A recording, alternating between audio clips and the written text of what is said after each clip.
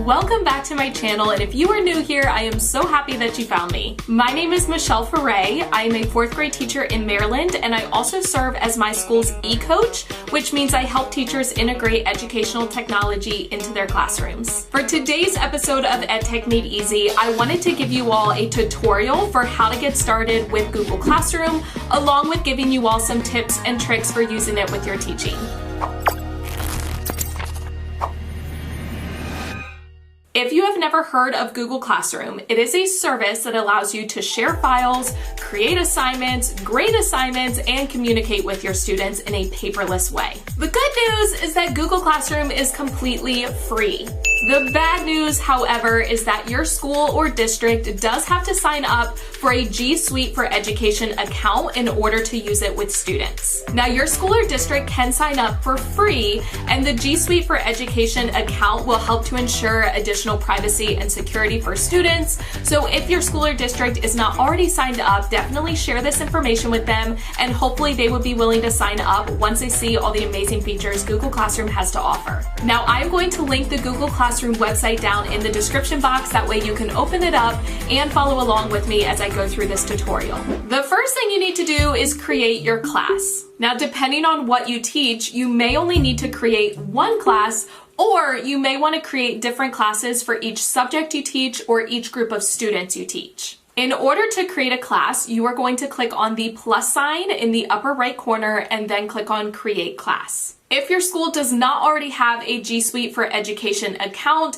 you will be prompted with a message asking your school or district to sign up for one before you use the service with students. You will then enter the class name, section, subject, and room number, but the only part that's actually required is the class name. I really like to include my personal name in the class, such as Miss Ferre's math class, since my students do join multiple classes through Google Classroom, and I don't want them to get confused on which is which. Once you are done entering the information, you will click on Create Class, and you will then be redirected to the classes page. Before we navigate this page, I do want to talk to you all about how to have students join your class once you have created it. You can individually add students to the class by clicking on the People tab at the top and then clicking the Invite Students button next to the student heading. You can then enter your student's email address to individually add them to the class. However, a much easier way to do this is actually have the students join your class on their own. Under your class name, you will see a class code, which is an assortment of different letters and numbers. In order to join your class, students will go to Google Classroom and click on the plus sign in the upper right-hand corner. Instead of clicking Create Class, students will click Join Class and then type in your personal class code. You can display your class code in a larger size by clicking on the Display button next to the class code. The good news is, once a student joins your class once, it will always appear in their Google Classroom until you either remove the student from the class or archive the class. Now let's go ahead and jump into the features of the class page. First of all, you can change the theme, which will change up the colors and the images by clicking on the Select Theme button in the rectangle surrounding your class name. You can either use one of the pre-created themes offered through Google, or you can use a personalized photo by clicking on Upload Photo and then choosing the photo from your computer. I personally really like to have a different color or theme for each one of my classes to help me differentiate between them. The default tab is the Stream tab. The Stream tab houses all of the activity that has taken place within your classroom, such as any announcements or assignments you have posted as a teacher, and any comments or posts from students, if you allow them, with the most recent appearing at the top. You can easily post announcements or add attachments to the stream page by clicking in the Share with Your Class box. You can either type a message to your students, you can attach files from your computer or Google Drive, you can add YouTube videos or add links and then post it directly to your stream page. You also can schedule this post to go out at a specific date and time, or you can save the post as a draft to post at a later time. You can also choose to share this announcement with all students in the class, or you can select specific students by clicking the drop-down arrow next to the All Students section. Now, the Classwork tab at the top is the main place where you can create assignments for your students. In order to create a new assignment, just click on the Create button and then choose the type of assignment you want to create. The regular assignment option is what I tend to use most often because it is the most open-ended.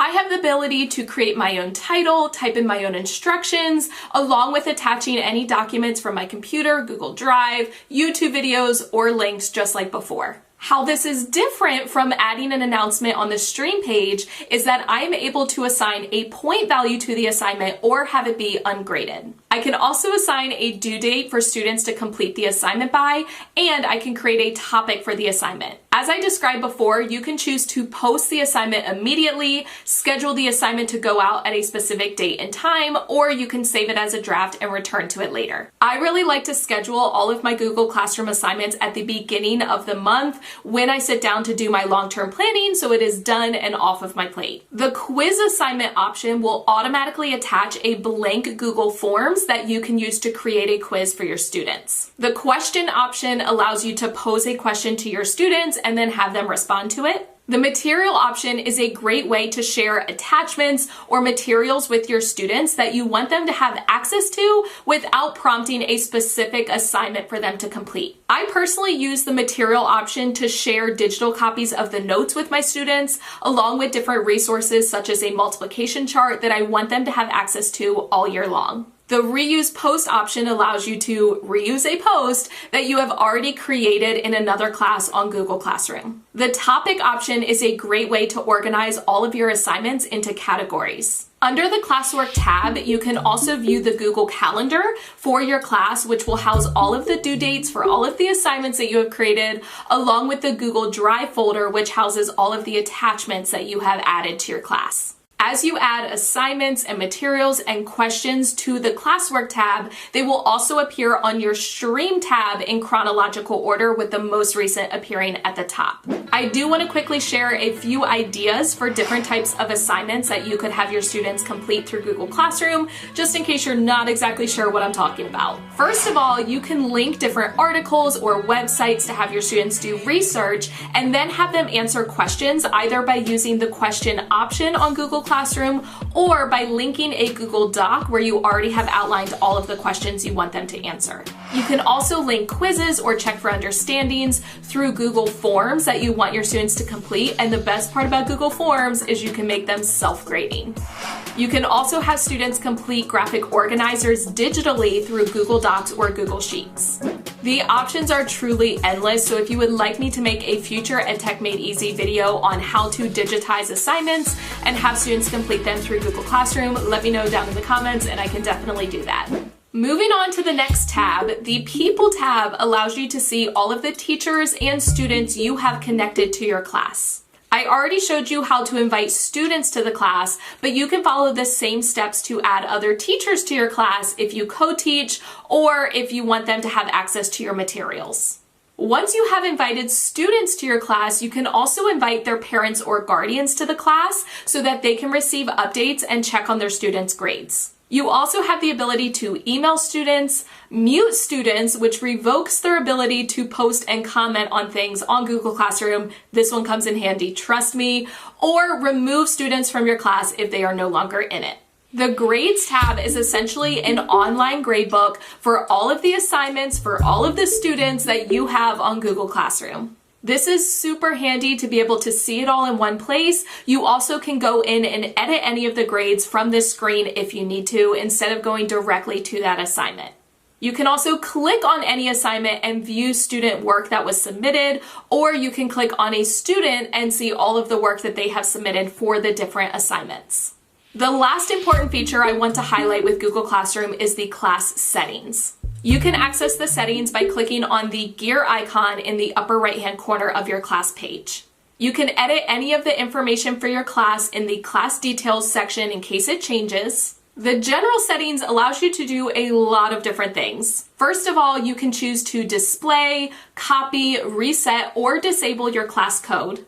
You can change the settings for your stream page and the abilities of teachers or students to post and comment. You also can change the settings for the display of notifications on the stream page. and you can choose to show deleted items or not. In the grades calculation section, you have the ability to edit the grading system to either go off of total points or have a weighted grading system with categories. Now that is all I have for getting started with Google Classroom, but I can tell you I have some tips and tricks up my sleeves for making Google Classroom more efficient and organized. So if you want me to do another video revealing all my secrets, please give this video a thumbs up. Don't forget to share this video out with your teacher friends or your school or your district or whoever you think needs to see it. Also, go ahead and hit that subscribe button and the notification bell so you do not miss any future videos. As always, thank you for watching. I love you all so much. Don't forget to put your positive pants on, and I will catch you in the next one. Thank you so much for watching all the way to the end of this video and for supporting my YouTube channel. If you want to check out any of my older videos, you can use the 2 links right down here. If you want to subscribe to my channel so you don't miss any future videos, you can use the link right up here. The links to all of my social media sites, my Teachers Pay Teacher store, my merchandise store, and my Amazon store are in the description box, and I'll catch you guys in the next one.